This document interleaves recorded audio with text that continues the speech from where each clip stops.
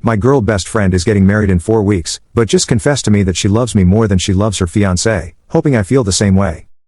Original poster, u/throwaway WW24. My, 35 meters, friend Bree, 35 feet, just told me she loves me 4 weeks before her wedding, and I'm not sure what I'm supposed to do here. I want to know if I'm doing the right thing. To give some context, I lost my wife 2 years ago. I have a 5-year-old daughter. I haven't dated in the last 2 years because I'm dealing with major trauma from losing my wife. I still love her deeply and don't think I'm ready to move on. For the last 2 years, I've invested all my time in my daughter, who looks exactly like her mother, and my work to keep my sanity. I've been friends with Bree since we were in elementary school. We grew up in the same neighborhood and we're best friends. She's an awesome person, and we were inseparable. The funny thing is, we have completely different personalities. She's very outgoing and always had lots of friends, while I'm a big introvert, and Bree and a few close friends were all I needed. Bree was a serial dater, and I don't remember a time since middle school when she was single. However, Bree and I never dated. We also went to the same college. She never had a stable boyfriend, just went from one relationship to another. I, on the other hand, didn't date seriously until junior year, when I met my wife. She was a freshman, and we hit it off instantly. We fell for each other and spent all our time together. This put a strain on my friendship with Bree, as I generally hung out with my wife instead of her. That's when Bree and I slowly started drifting apart. After college, I moved to a different town for my job. Bree and I occasionally messaged, but nothing beyond that. She attended my wedding, and that was the last time I saw her in person. We kept in touch, mostly through comments on each other's photos or updates on major life events. Bree did reach out when my wife passed away, and we had a phone conversation. Last year, Bree and her fiancé moved to my city. I was still grieving, and both of them have been an amazing support for me and my daughter. My daughter loves dancing, and Bree helped me enroll her in dance and gymnastics classes and sometimes takes her to them. I also became good friends with her fiancé, who is an incredibly good man. My daughter loves Auntie Bree, and sometimes Bree helps me with babysitting. Last week, Bree came to my house and asked if we could talk. She sounded serious. She told me that over the last few months, she feels she started to develop feelings for me and isn't sure anymore if she wants to go ahead with the wedding. She also felt that I had started developing feelings for her. I told her that I'm not ready for any relationship until I can work through my mental health issues. I see a therapist regularly for this. She tried to convince me that she loved me, that we are soulmates, and that we're meant to be together. However, I don't feel the same way. I love her as a friend, but nothing beyond that. We were both emotional, but she said she was glad we had talked. She left afterward. That night, Bree called me and told me not to talk to anyone about our conversation. After thinking it over, I decided not to tell her fiancé about our conversation. I feel it's their relationship, and I don't have the right to disrupt things if Bree decides to go ahead with the wedding.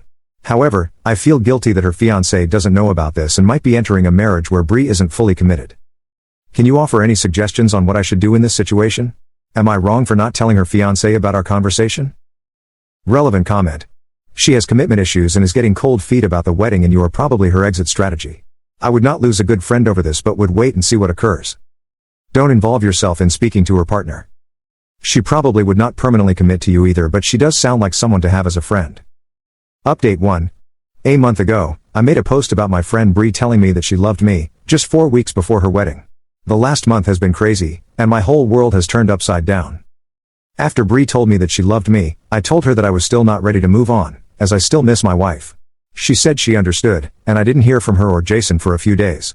The guilt was killing me, as I wasn't sure if I should tell Jason what she had said to me. Thanks to everyone who commented on the post, it helped me think the situation through. I finally called Bree after a few days and asked her to meet me for lunch. I talked to her and asked if she was still going ahead with her wedding. She broke down and told me she wasn't sure. I told her that she should at least talk to Jason about her feelings and not be dishonest with him. I also assured her that I wouldn't say anything to Jason, but I just wanted her to be happy. She said she understood and left. That night, after I put my daughter to sleep and was watching TV, around 9:30 p.m., I heard a loud knock on my door. It was Jason. I opened the door, and he was in tears. He started yelling at me, asking why I had to steal Bree, of all people. I tried to calm him down, but he just kept shouting. I tried to get him to sit down on the bench on our porch. I told him my daughter was sleeping upstairs, but he was slowly getting more and more physical. He punched me in the face, and I was able to push him off. I told him to get out of my house, and he sat in his truck and drove away. I immediately called Bree, and she was crying and didn't sound well on the phone. She told me she had told Jason that she couldn't marry him because she had feelings for me. I was really scared for her after the physical altercation with Jason and told her to gather some clothes and get out of the house. She did that and came to my place. I didn't feel she was safe with Jason. I consoled her for almost 2 hours and was able to get her to sleep. The next morning, we had to call her parents to let them know what had happened. Bree kept a brave face, but I could see how much she was hurting. Her parents asked her to take a few days off and immediately come back home, which she did. She flew out that evening. Over the next 2 weeks, the wedding was called off. Bree and I were talking every day, and she was just very exhausted. She talked to Jason a few times, and he kept asking her to take more time to think. However, I think Bree just wanted to get out of it and decided to break it off with Jason. Currently, Bree has been staying with us for the last 2 weeks. She still has a job here and started going back to work last week. I've talked to Bree in detail about what happened. She told me that she and Jason had been dating on and off for the last 4 years. Jason is not very career-oriented, while Bree is very good at her job. She said she felt he was a nice and reliable person but was unsure about him from the start. She felt that she was not getting any younger, and that's why they decided to get married. When she heard about my wife passing away, she felt really bad and wanted to be around me to comfort me. When she got a big promotion, which meant she could work in a corporate office, she immediately chose my city and moved here. Jason also moved here and got a new job. She never had any romantic feelings for me back then. As she started spending time with my daughter and me, she began feeling the bond we shared when we were growing up, except, I was the broken one, and she was taking care of me. She said that she realized she was enjoying her time with us more than with Jason. She realized she made a mistake with Jason and that what she wanted was right in front of her. So, she slowly started thinking about me in that way and finally told me about it. She knew her relationship with Jason was over the moment she confessed to me. It's a crappy situation, but I'm glad she realized that before getting married, rather than after. As for Jason, I feel bad for him. He is moving back to our hometown, closer to his family. He is currently staying in their apartment and will move sometime next month. I know a lot of you may be curious if we are dating. We are not. I don't think I can date anyone right now, and neither should Bree. She is my friend, and I'm happy that she is staying with us. She plans to be here until everything is sorted out. My daughter loves having Auntie Bree around, too, so that's a bonus. Plus, it's really nice to see her slowly get back to normal. Thanks again for helping me during my last post. Cheers. Relevant comments. Comment 1. I know you didn't deserve to be punched. But for Jason, you, his friend, was the one who stole her, so I can't blame him. I'd honestly not be this supportive of her. It cannot do her any good in the long term to still be living this fantasy life with you. No matter how much you tell her, on some level, she's going to believe you'll change your mind. That 2 weeks is going to stretch on. You're not exactly proving Jason wrong from his POV, are you? You are living together. Response. I never thought Jason was capable of punching anyone. He is a very soft-spoken guy. But, that night he looked scary and out for blood. I understand what you are saying. However, she is a very old friend, and it's frankly very sad seeing what she just went through. I am sure, she will slowly get back to normal and needs a friend right now on her side. Comment 2. I think your friend Bree already had doubts and used you as a means of getting out of the relationship. Kinda messed up that she dragged you into her mess. Just make sure you are setting firm boundaries with her, so that you don't get sucked into more of that drama. Response. To be honest, I also thought the same. I think she just needed a reason since she was never really committed to the relationship, and I was right there. We never discussed her telling me she loved me once, since she moved in with us. Update 2. I made a post 9 months ago about my friend Bree telling me that she loved me just a few weeks before she was supposed to get married. For context, I lost my wife 3 years ago, and we have a 6-year-old daughter. Bree and her fiancé, Jason, moved to our town a year ago, and Bree confessed her feelings for me just weeks before her wedding. Things went south quickly, and Bree ended up breaking up with Jason and canceling the wedding. She was staying with us when I last shared an update. People have been messaging me to find out what happened afterward. I wanted to maintain our privacy, especially since many of our family members saw the video and recognized my post. They didn't know about the assault by Jason, and I had to reassure everyone that we were safe and okay. I'm feeling particularly happy this week, so I thought I'd share an update.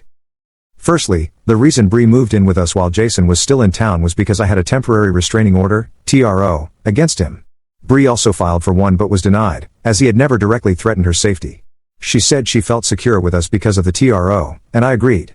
Jason didn't cause any issues after that, though he continued texting Bree, asking her to work on their relationship. Eventually, he moved back to our hometown in February, and we haven't heard from him since. Bree got her own apartment once Jason left town, but she remained very much a part of our daily lives. I enjoyed having her around, and my daughter loves her. In April, Bree brought up the idea of us dating again. I explained that I wasn't over my wife's death and didn't want to be unfair to her because I still love my late wife deeply. Bree told me she knew she could never replace my wife, nor did she want to. She shared a beautiful analogy. She said my heart is like a big pot. It holds a lot of love for my late wife, but it also made room for more love when my daughter was born. Loving her wouldn't erase my love for my wife or daughter, it would simply mean there's more room in my heart than I realized. I took a month to think it over, talking to my mom and my late wife's mom, my mother-in-law, both of whom encouraged me to give a relationship with Bree a chance. We officially started dating in May, and it's been surprising how quickly we fell in love. I think the strong foundation of our friendship helped a lot. The last 6 months have been amazing, and I've never seen my daughter so happy.